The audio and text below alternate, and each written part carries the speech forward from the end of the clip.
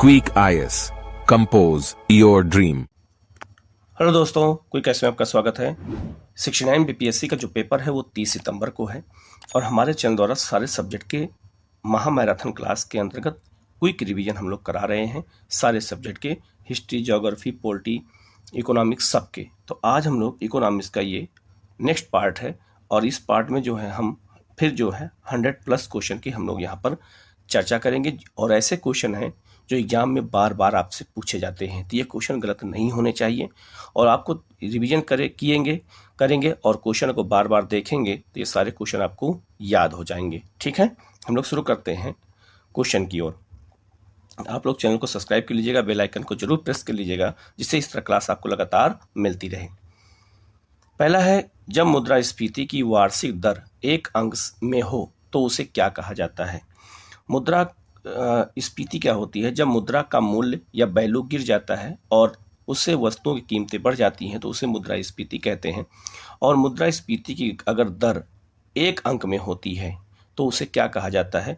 तो उसे मंद या रेंगती हुई मुद्रास्फीति कहते हैं। ठीक है, आप ये मैप में देख सकते हैं, रेंगती हुई मुद्रास्फीति को दिखाया गया है। इसी को कहते हैं रेंगती हुई मुद्रास्फीति कहा जाता है। ठीक है, कब कहते हैं? जब मुद्रास्फीति की दर 1 अंक में होती है तो।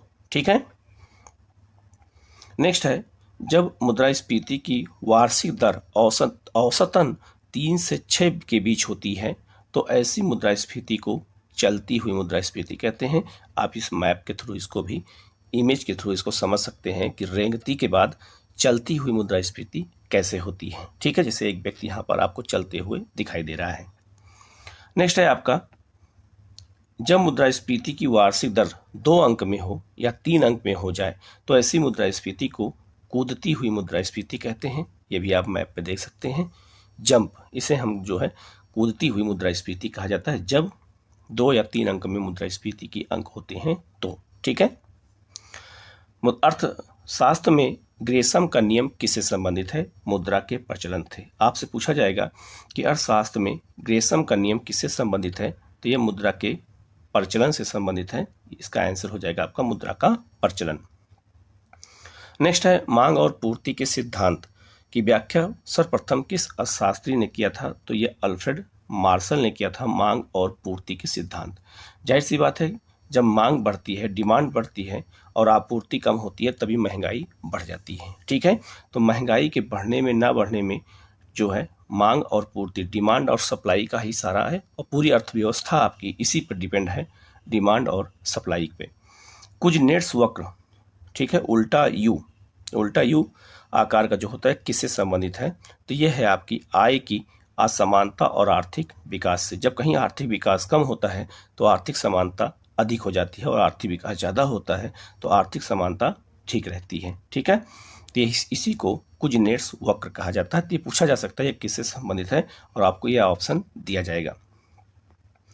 नेक्स्ट है, ऐसी वस्तुएं जिनकी कीमत कहने पर मांग कह जाती है क्या कहलाती है? उसे कहते हैं गिफन वस्तुएं। मतलब इसका मतलब ये है, ऐसी वस्तु जिनकी कीमत जो है कहने पर मांग, अगर कहा जाए तो उसकी डिमांड बढ़ जाती है तो ऐसे ही वस्तुओं को गिफन वस्तुएं कहते हैं। भारत में बैंकिंग विनिमय अधिनियम कब पारित किया गया था? 1 जनवरी 1949 को, याद रखिएगा। और 1 जनवरी 1949 को ही आरबीआई का राष्ट्रीयकरण भी किया गया था, ये भी याद रखना। तो याद रखना कि बैंकिंग विनिमय अधिनियम कब पारित हुआ था। तो ये सब क्वेश्चन एग्जाम में आपसे पूछे जाते हैं। नेक्स्ट है, भारतीय रिजर्व बैंक ने केंद्रीय बोर्ड के अतिरिक्त कितने स्थानीय बोर्ड होते हैं? तो रिजर्व बैंक का जो केंद्रीय बोर्ड है वो तो मुंबई में है, उसके अलावा स्थानीय बोर्ड भी होते हैं, 4 होते हैं, मुंबई, कोलकाता, चेन्नई और दिल्ली में। चारों महानगरों में आरबीआई के जो है क्षेत्रीय बोर्ड पाए जाते हैं। नेक्स्ट है, भारतीय रिजर्व बैंक के प्रथम भारतीय गवर्नर कौन थे? CD देशमुख थे। तो ऐसे भी क्वेश्चन कई बार एग्जाम में पूछ दिए जाते हैं। सिडबी का पूर्ण नाम क्या है? तो सिडबी जो है, इसका पूर्ण नाम, सिडबी का मुख्यालय लखनऊ में है।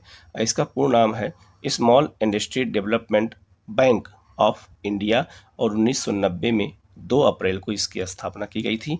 ये भी बहुत महत्वपूर्ण क्वेश्चन है और कई बार एग्जाम में ये पूछा गया है। नेक्स्ट क्वेश्चन है, केंद्र और राज्य सरकारों के सार्वजनिक ऋण का प्रबंधन कौन करता है? आरबीआई करता है। सार्वजनिक ऋण का मतलब होता है जो सरकार ऋण लेती है, तो चाहे केंद्र सरकार और राज्य सरकार जो ऋण लेती है उस सबका प्रबंधन मैनेजमेंट का काम कौन करता है? आरबीआई ही करती है, केंद्र के लिए भी और राज्यों के लिए भी।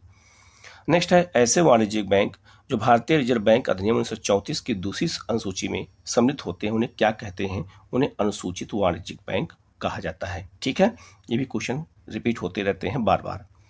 नेक्स्ट है भारत में केंद्रीय बैंक की स्थापना संबंधी प्रथम प्रयास किस आयोग द्वारा किया गया था? हिल्टन यंग आयोग। हिल्टन यंग आयोग ने 1926 में पहली बार कहा था कि बैंकों की स्थापना की जानी चाहिए और कि एक केंद्रीय बैंक होना चाहिए भारत में। इन्होंने 1926 में कहा था, लेकिन 1931 में जो है केंद्रीय बैंक एक समिति बनाई गई थी, उसकी सिफारिश पर 1935 के अधिनियम के तहत आरबीआई की स्थापना की गई थी। नेक्स्ट है इंपीरियल बैंक ऑफ इंडिया के राष्ट्रीयकरण के तहत भारतीय स्टेट बैंक जो है एसबीआई का जो है किस वर्ष जो है इसका राष्ट्रीयकरण किया गया है एसबीआई का? तो यह है 1 जुलाई 1955 को इसका राष्ट्रीयकरण किया गया। उससे पहले इसका नाम इंपीरियल बैंक ऑफ इंडिया था। ठीक है, तो एसबीआई का पहले नाम इंपीरियल बैंक ऑफ इंडिया था, ये बात याद रखना। नेक्स्ट है भारत में शहरी सहकारी बैंकों का किस अधिनियम द्वारा अस्तित्व में लाया गया है? तो बैंकिंग विनिमय अधिनियम 1949 के द्वारा ही शहरी सहकारी बैंकों की स्थापना भारत में की गई है। भारत के 4 शहरों में मुंबई, कोलकाता, हैदराबाद और नोएडा में भारतीय सिक्कों टकसाल को ढाला जाता है। ये बात देखना, जो भारत में सिक्के होते हैं इन सिक्कों की ढलाई केवल भारत में 4 शहरों में होती है, मुंबई में, कोलकाता में, हैदराबाद में और नोएडा में। ठीक है, नेक्स्ट है 1 रुपए के नोट पर किसके हस्ताक्षर होते हैं? तो 1 रुपए के नोट पर जो है भारतीय वित्त सचिव के हस्ताक्षर होते हैं, ये बात याद रखना। नेक्स्ट है भारतीय नोट पर कितनी भाषाएं होती हैं? तो टोटल 17 भाषाएं होती हैं, हिंदी और अंग्रेजी को मिला करके नोट पर टोटल 17 भाषाओं में लिखा होता है। नेक्स्ट है भारत में मौद्रिक नीति कौन बनाता है? भारतीय रिजर्व बैंक। बहुत ही महत्वपूर्ण क्वेश्चन है, लगेगा कॉमन क्वेश्चन है लेकिन याद रखिएगा। तो राजकोषीय नीति सरकार बनाती है, लेकिन मौद्रिक नीति भारतीय रिजर्व बैंक बनाती है, याद रखना। ब्याज दर निर्धारण को अधिक उपयोगी और पारदर्शी बनाने के लिए किस समिति का गठन किया गया है? मौद्रिक नीति समिति का गठन किया गया है ब्याज दर को सही तरीके से निर्धारित करने के लिए। 2016 में इसकी स्थापना की गई है, मौद्रिक नीति समिति की स्थापना। ठीक है, नेक्स्ट है भारत की शीर्ष संस्था जो मौद्रिक नीति का नियंत्रण करती है, तो भारतीय रिजर्व बैंक ही मौद्रिक नीति जारी करती है। यदि भारतीय रिजर्व बैंक रेपो दर बढ़ाता है तो भारतीय अर्थव्यवस्था पर इसका क्या प्रभाव पड़ेगा? महंगाई घट जाएगी, क्योंकि अगर रेपो रेट बढ़ेगा तो सारा पैसा मार्केट से बैंकों के पास चला जाएगा, तो जो है उससे क्या होगा? मार्केट में पैसा रहेगा नहीं, लोग खाएंगे नहीं, तो महंगाई कम हो जाएगी। ठीक है, तो रिवर्स रेपो रेट, बैंक दर, इस सब का उपयोग महंगाई को नियंत्रित करने के लिए किया जाता है, इसीलिए मौद्रिक नीति जारी की जाती है। नेक्स्ट है भारत का सबसे बड़ा वाणिज्यिक बैंक कौन सा है? तो ये आपका एसबीआई है। नेक्स्ट है स्मार्ट मनी शब्द किसके लिए प्रयुक्त होता है? तो क्रेडिट कार्ड को ही स्मार्ट मनी कहा जाता है। वाणिज्यिक बैंक किस प्राथमिक क्षेत्र को ऋण देते हैं? याद रखिएगा, कृषि, लघु और सूक्ष्म उद्योग और कमजोर वर्ग को ऋण देते हैं वाणिज्यिक बैंक। नेक्स्ट है किस प्रकार के बैंक खाते पर खाता धारक को कोई ब्याज नहीं मिलता है? चालू खाते पर। चालू खाते पर जो करंट अकाउंट होता है उस पर कोई भी ब्याज नहीं मिलता है, सेविंग अकाउंट पर ही ब्याज मिलते हैं, तो लोग सेविंग अकाउंट ही ज़्यादा खोलते हैं। नेक्स्ट है भारतीय औद्योगिक विकास बैंक। भारतीय औद्योगिक विकास बैंक IDBI की स्थापना किस वर्ष की गई थी? 1 जुलाई 1964 को की गई थी। ठीक है, न्यूनतम आरक्षण प्रणाली के अंतर्गत नोट जारी करने के लिए भारतीय रिजर्व बैंक को कम से कम कितने मूल्यों की परिसंपत्तियां रखनी होती है? 200 करोड़ रुपए की। और भारत में जो नोटों की छपाई होती है वो न्यूनतम आरक्षण प्रणाली के तहत ही किया जाता है, ये बात याद रखना, ये बहुत ही महत्वपूर्ण पॉइंट है और ऐसे ही क्वेश्चन एग्जाम में पूछे जाते हैं। नेक्स्ट है बैंकों को हानि लॉस से बचाने का सबसे अच्छा उपाय क्या है?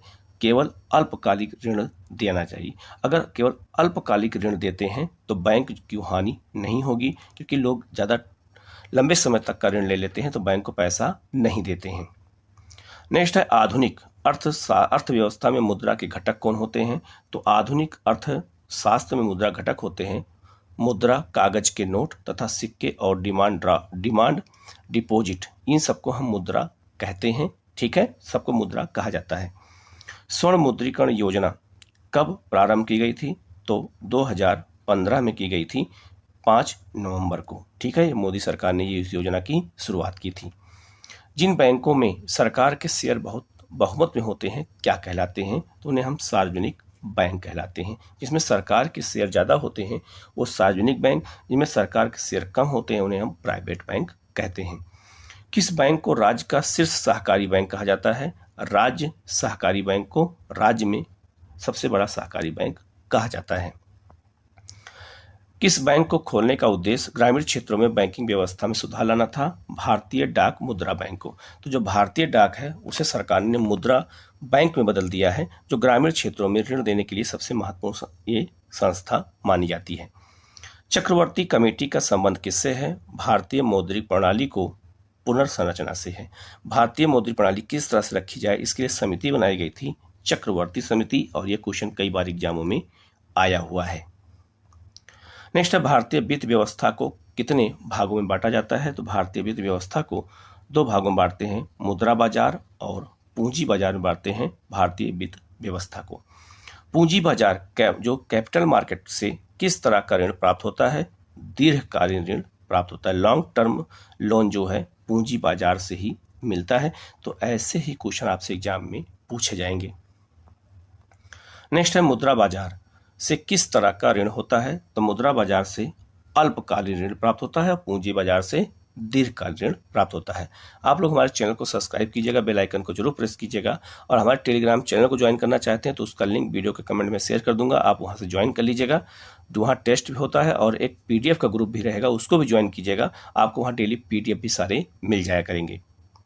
आगे बढ़ते हैं, भारतीय प्रतिभूति और विनिमय बोर्ड सेबी की स्थापना कब की गई थी? तो 1992 में की गई थी, 12 अप्रैल को। सेबी क्या काम करती है? तो ये जो स्टॉक एक्सचेंज होता है ये उसको नियंत्रण में लाती है। ठीक है, उसको नियंत्रण करती है। नेक्स्ट है, सामुदायिक बाजार को किस संगठन द्वारा विनियमित किया जाता है? तो सेबी के द्वारा। और याद रखना ये सामुदायिक बाजार का मतलब ही होता है स्टॉक एक्सचेंज का। नेक्स्ट है, ऐसी संस्थागत व्यवस्था जिसमें क्रेता और विक्रेता नियमित रूप से वित्त का विनियमन एक्सचेंज ऑफ फाइनेंशियल करते हैं उसे वित्तीय बाजार कहा जाता है, ये भी याद रखना। ठीक, नेक्स्ट क्वेश्चन है, बॉम्बे स्टॉक एक्सचेंज को कब स्थापित किया गया था? तो 9 जुलाई 1875 को यह भारत का सबसे पुराना स्टॉक एक्सचेंज है। नेशनल स्टॉक एक्सचेंज के व्यवसाय को किन भागों में बांटा जाता है? तो 2 भागों में बांटते हैं, थोक ऋण बाजार और पूंजी बाजार में उसको बांटा जाता है। नेक्स्ट है, सरकार के शेयर निजी कंपनियों को जो कर बेचा जाता है तो उसे क्या कहते हैं? तो उसे हम कहते हैं डिसइन्वेस्टमेंट कहा जाता है, उसे हम विनिवेश कहते हैं। जैसे अगर SBI है तो SBI के अगर शेयर को बेच दिया जाए तो SBI का शेयर अगर 100% है और इसमें 49% को अगर बेच दिया जाए तो उसे हम विनिवेश कहते हैं और निजी कंपनियां उसको खरीद लेती हैं। ठीक है, तो विनिवेश सरकारी कंपनियों का ही किया जाता है, उसे प्राइवेट को देने के लिए। नेक्स्ट है, भारत में वस्तु और सेवा कर लागू कब किया गया? तो 1 जुलाई 2017 को। ये डेट याद रखना, ये बहुत ही महत्वपूर्ण है और इसके संविधान संशोधन किया गया है 101। नेक्स्ट है, GST परिषद की अध्यक्षता कौन करता है? तो केंद्रीय वित्त मंत्री करते हैं और GST परिषद को स्थापित किया गया है आर्टिकल, किस आर्टिकल के तहत ये भी याद रखना, तो 279A में जो है याद रखना GST परिषद की स्थापना की गई है, यह आर्टिकल भी याद रखना। प्रत्यक्ष कर का मुख्य रूप से किस प्रकार प्रभाव पड़ता है? आयकर, आय पर पड़ता है, तो याद रखना प्रत्यक्ष कर का संबंध सीधे आय पर पड़ता है। नेक्स्ट है, भारत में आर्थिक विषमता, ठीक है, इकोनॉमिक इनइक्वालिटी को कम करने के लिए किस प्रकार की कर प्रणाली सहायक होती है? तो प्रगतिशील या परगामी। तो हमारे यहाँ जो कर प्रणाली है वो प्रगतिशील है या परगामी है, जैसे जैसे आय बढ़ती है वैसे वैसे लोगों के ऊपर टैक्स लगाया जाता है, इसी को प्रगतिशील या परगामी कर कहा जाता है। नेक्स्ट है, मूल वर्धित कर, वैट और वस्तु और सेवा कर GST किस प्रकार के कर हैं? तो अप्रत्यक्ष कर है, याद रखना GST अप्रत्यक्ष कर है, ये भी याद रखना ये प्रत्यक्ष कर नहीं है। आयकर इनकम टैक्स में प्राप्त समस्त राशि केंद्र सरकार को जाती है, ये भी याद रखना कि आयकर जो होता है उससे सारा पैसा केंद्र सरकार को मिलता है, राज्यों को नहीं मिलता है। निगम, कंपनी पर जो कर लगाया जाता है उसे कारपोरेट टैक्स कहते हैं। ये किस पे लगाया जाता है? तो कंपनियों की निव्वल आय पर लगाया जाता है, इसे हम कारपोरेट टैक्स कहते हैं। और भारत में आज सबसे बड़ा टैक्स आयकर और निगम कर और जीएसटी ही को माना जाता है। नेक्स्ट है, निगम कर किस प्रकार का कर है? तो ये डायरेक्ट टैक्स है। कृषि आयकर किस सरकार के राजस्व का स्रोत होता है? राज्य सरकार। तो कृषि आयकर राज्य सरकार लगाती हैं, इसे केंद्र सरकार नहीं लगाती हैं। नेक्स्ट है, भारत में किस एक कर को छोड़कर बाकी सभी सरकारी राजस्व के स्रोत होते हैं? तो वो है आपका कृषि आयकर। कृषि आयकर जो है ये भारत में छोड़ करके बाकी सब आय के स्रोत माने जाते हैं। विज्ञापन कर, देखा होगा तमाम विज्ञापन कर होते हैं, स्टाम्प शुल्क होते हैं, राज्य सरकार के द्वारा लगाया जाता है। ये कैसा कर है? ये अप्रत्यक्ष कर होता है, ये भी याद रखना, ठीक है। तो जो विज्ञापन हम लोग करते हैं उसका भी पैसा देना पड़ता है। नेक्स्ट है, अवैध रूप से प्राप्त की गई इनकम वह आय जिस पर कर अदा करने से बचने के लिए सरकार को सूचित नहीं किया जाता है, उस आय को हम काला धन कहते हैं। तो काला धन उसे कहा जाता है जिसका ब्यौरा सरकार के पास नहीं होता है या हम सरकार को नहीं बताते हैं, तो ऐसे ही जो धन को हम काला धन कहते हैं। और हमारे देश में काला धन का जो है लोगों के पास बहुत जमा है। नेक्स्ट है, किस प्रकार के अंतर्गत आय की दर बढ़ने के साथ साथ कर की दर भी बढ़ती जाती है? उसे हम प्रगतिशील कर प्रणाली कहते हैं। आपकी जैसे जैसे आय बढ़ेगी वैसे कर की दर भी बढ़ती चली जाती है, तो उसी को प्रगतिशील कर कहते हैं और भारत में इसी कर को अपनाया गया है। नेक्स्ट है, कृषि जोत कर का सुझाव किस समिति ने सबसे पहले दिया था? तो समिति का नाम है KN राज समिति। 1972 में इसने सुझाव दिया था कृषि जोत पर कर लगाने के लिए। नेक्स्ट है, कृषि आय, ठीक है, एग्रीकल्चर इनकम पर सबसे पहले कहाँ और कब कर लगाया गया था? तो बिहार में 1938 में लगाया गया था। तो ये क्वेश्चन आपसे पूछा जा सकता है, 99% चांस है। नेक्स्ट है, केंद्र और राज्य के बीच स्वतंत्रता युक्त वित्तीय संबंध को व्यवस्था कब प्रस्तुत की गई? भारत सरकार अधिनियम 1935 के द्वारा, ठीक है।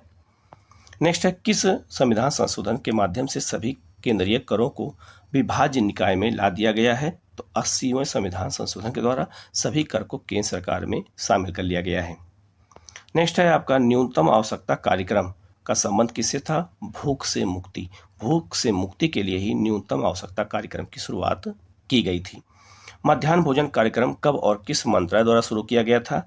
तो 15 अगस्त 1995 को मानव संसाधन विकास मंत्रालय द्वारा किया गया था, जिसे आज वर्तमान में शिक्षा मंत्रालय कहते हैं। और मिड डे मील योजना का भी नाम बदल गया है, प्रधानमंत्री पोषण योजना हो गया है। यह भी याद रखना कि मिड डे मील का नाम भी बदल गया है। नेक्स्ट है, सरकार के आय व व्यय के अध्ययन को क्या कहते हैं? लोक वित्त कहते हैं। इसे हम जो है पब्लिक फाइनेंस कहते हैं, सरकार के आय और व्यय को।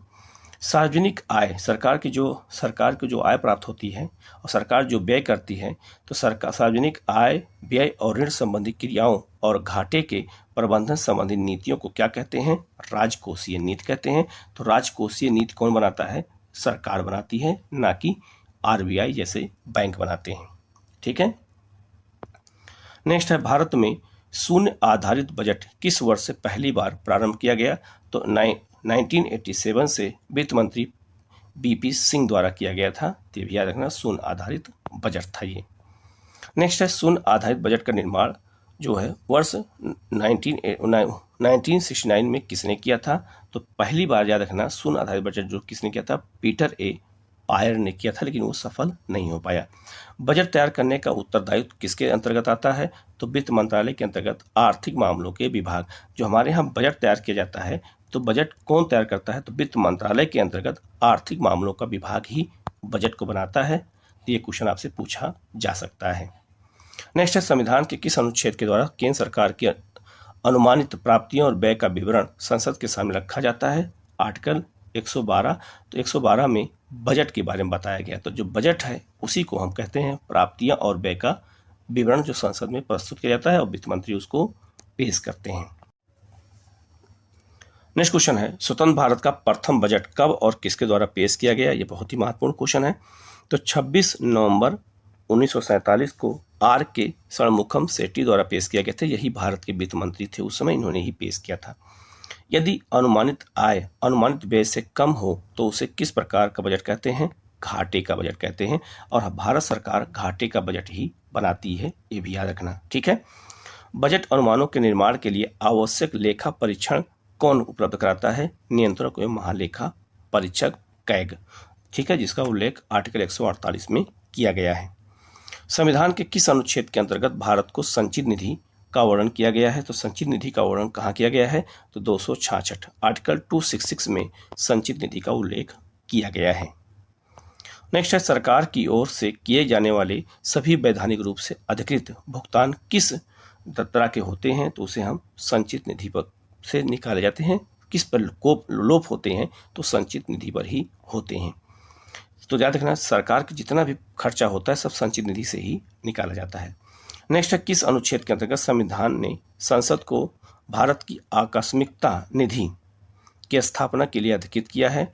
तो अनुच्छेद 267 के तहत। तो संचित निधि 266 में है और आकस्मिक निधि 267 में है, ये भी याद रखना। और यह राष्ट्रपति के अधिकार में होती है। नेक्स्ट है, संसद में भारतीय आकस्मिकता निधि अधिनियम कब पारित किया गया था? तो 1950 में यह बनाया गया था। पूंजीगत व्यय या राजस्व घाटे में पर्याप्त वृद्धि किसके कारण होती है? राजकोषीय घाटा के कारण होती है, ये भी याद रखना। नेक्स्ट है, यदि प्राथमिक घाटे में ब्याज भुगतान को सम्मिलित कर दिया जाए तो वह किसके बराबर होता है? तो उसे हम राजकोषीय घाटा कहते हैं। कराधान, जो टैक्स लगाया जाता है उसे कराधान कहते हैं। कराधान एक उपकरण है राजकोषीय नीति का। तो सरकार जो कर लगाती है वो राजकोषीय नीति का एक हथियार माना जाता है।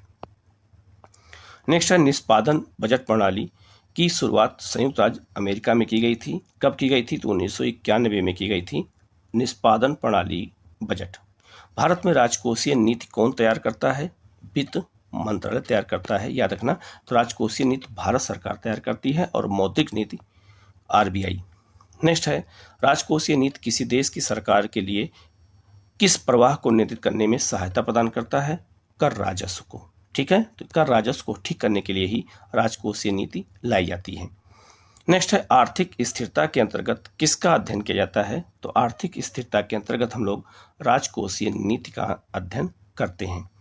ऐसी स्थिति जहां सरकार का व्यय उसके राजस्व से अधिक हो तो उसे कहा जाता है घाटे का बजट। घाटे बजट कैसे बनता है कि सरकार पहले व्यय करती है, तो व्यय मान लीजिए 150 रुपये का किया और सरकार को आय मिली 100 रुपये, तो 50 रुपये का घाटा हो गया। तो घाटे का ही बजट सरकार बनाती है। तो सरकार पहले व्यय करती है और व्यय करेगी तो सरकार के हाथ खुले रहेंगे, तो सरकार व्यय करेगी तो जनता तक सेवाएं जल्दी पहुंचेंगी। भारत को संचित निधि से राज्यों के राजस्व के सहायता अनुदान को नियंत्रित करने वाले सिद्धांत की सिफारिश कौन करता है? वित्त आयोग, आर्टिकल 280। वित्त आयोग क्या काम करता है कि राज्यों को जो पैसा दिया जाता है उसकी सिफारिश केंद्र सरकार से कहता है कि राज्यों को कितना पैसा दिया जाए। नेक्स्ट है, भारतीय संविधान के किस अनुच्छेद में भारत के सार्वजनिक लेखे का विवरण है? तो अनुच्छेद 266(11) के तहत सार्वजनिक लेखे का विवरण किया गया है। राजस्व घाटे की अपेक्षा राजकोषीय घाटा सदैव रहता है अधिक। तो राजस्व घाटा की अपेक्षा राजकोषीय घाटा हमेशा अधिक रहता है, ये भी याद रखना। सरकार की पूंजीगत प्राप्तियां और पूंजीगत व्यय के अंतर को क्या कहते हैं? पूंजीगत घाटा कहते हैं। और जब बजटीय घाटे में उधार और अन्य देयताओं को जोड़ दिया जाता है तब उसे क्या कहते हैं? तो उसे हम राजकोषीय घाटा कहते हैं। तो बजट में उधार और अन्य देयताओं को जोड़ते हैं तब राजकोषीय घाटा निकल के आता है। ये क्वेश्चन एग्जाम में आपसे पूछा जाता है। नेक्स्ट है, राजकोषीय उत्तरदायित्व का आशय किस संतुष्टि करने से है? वित्तीय घाटे से है। तो वित्तीय घाटे को पूरा करने के लिए ही राजकोषीय उत्तरदायित्व को अपनाया जाता है। नेक्स्ट है, अर्थव्यवस्था को एक ऐसी स्थिति जिसमें क्रेता और कई विक्रेता होते हैं उसे हम पूर्ण प्रतियोगिता कहते हैं। तो बाजार में क्रेता भी हों विक्रेता भी हों तो उसी को हम पूर्ण प्रतियोगिता कहते हैं। ये क्वेश्चन बहुत महत्वपूर्ण है। समानांतर अर्थव्यवस्था का तात्पर्य क्या होता है? तो समानांतर अर्थव्यवस्था का तात्पर्य है काला धन से। काले धन को ही समानांतर अर्थव्यवस्था कहते हैं, पैरेलल इकोनॉमी कहा जाता है। ये बहुत ही महत्वपूर्ण क्वेश्चन है, याद रखना।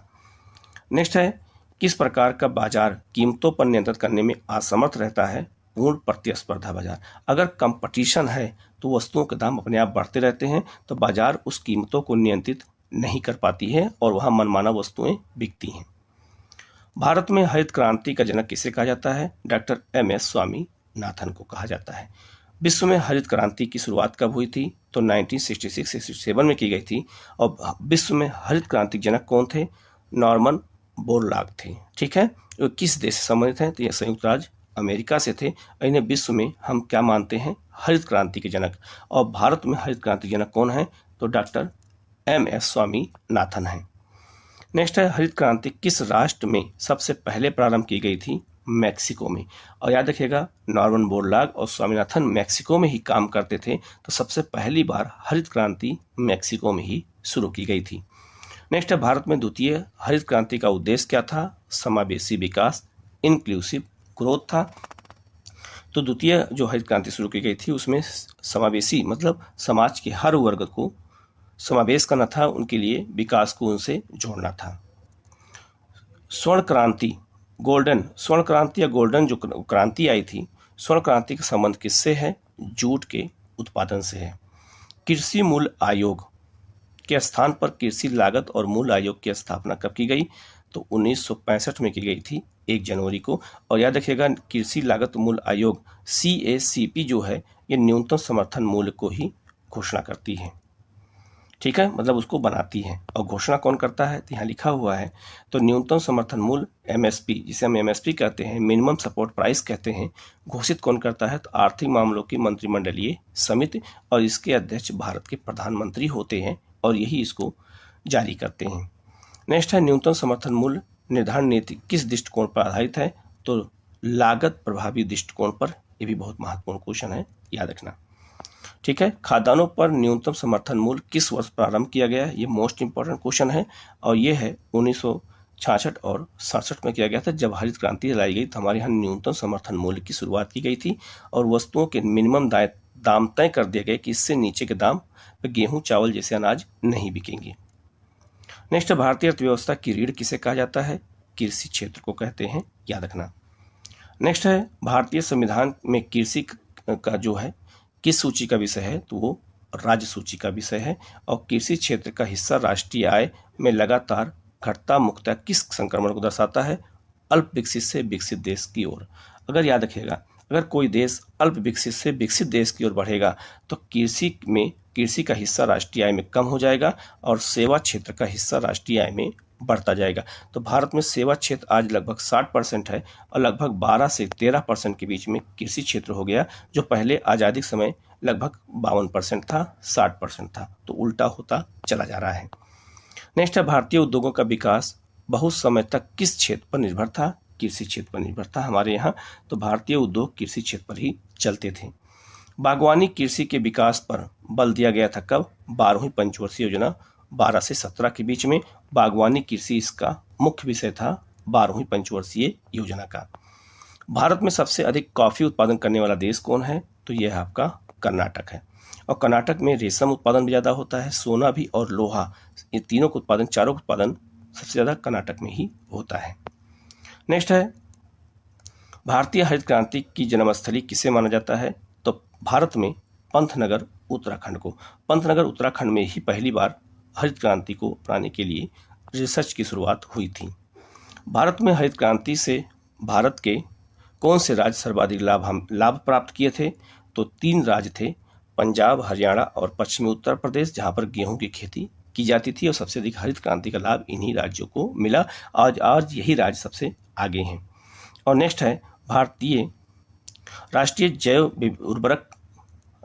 जैव उर्वरक विकास केंद्र कहाँ पर स्थित है? तो गाजियाबाद उत्तर प्रदेश में है। तो ये भी याद रखना।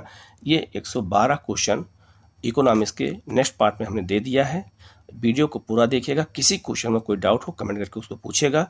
सारे क्वेश्चन आप देखे रहेंगे तो आपको चीज़ें बिल्कुल याद रहेंगी। वीडियो कैसा लगा कमेंट करके जरूर बताइएगा। Okay, thank you.